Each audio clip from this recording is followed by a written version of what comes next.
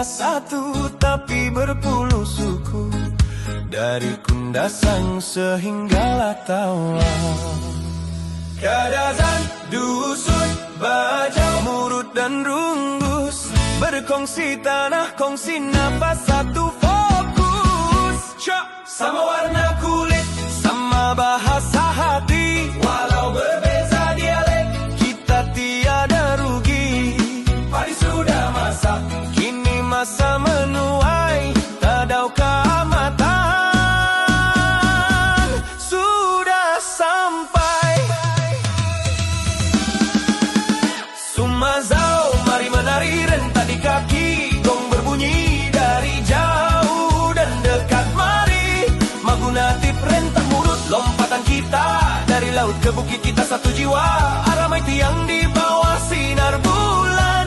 Inilah Sabah, negeri di bawah bayu.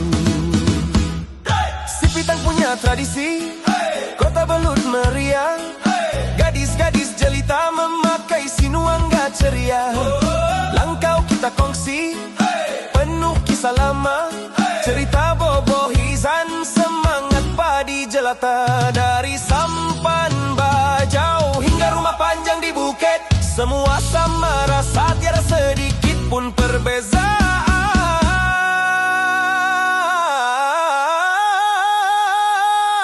Sama warna kulit, sama bahasa hati, walau berbeza dialek, kita tiada rugi.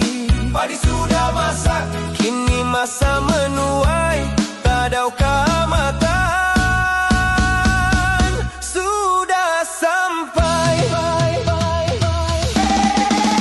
Sumazau, mari menari rentak di kaki, gong berbunyi dari jauh dan dekat. Mari Magunati perintah Murut, lompatan kita dari laut ke bukit, kita satu jiwa, Aramai tiang di bawah sinar bulan. Inilah Sabah, negeri di bawah bayu.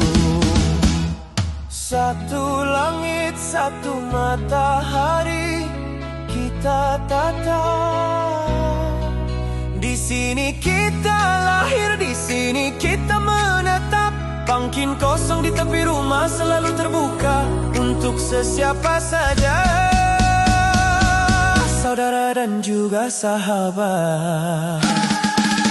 Sumazau, mari menari rentak di kaki, gong berbunyi dari jauh dan dekat. Mari Magunati perintah Murut, lompatan kita dari laut ke bukit, kita satu jiwa, Aramai tiang di bawah sinar bulan. Inilah Sabah, negeri di bawah bayu.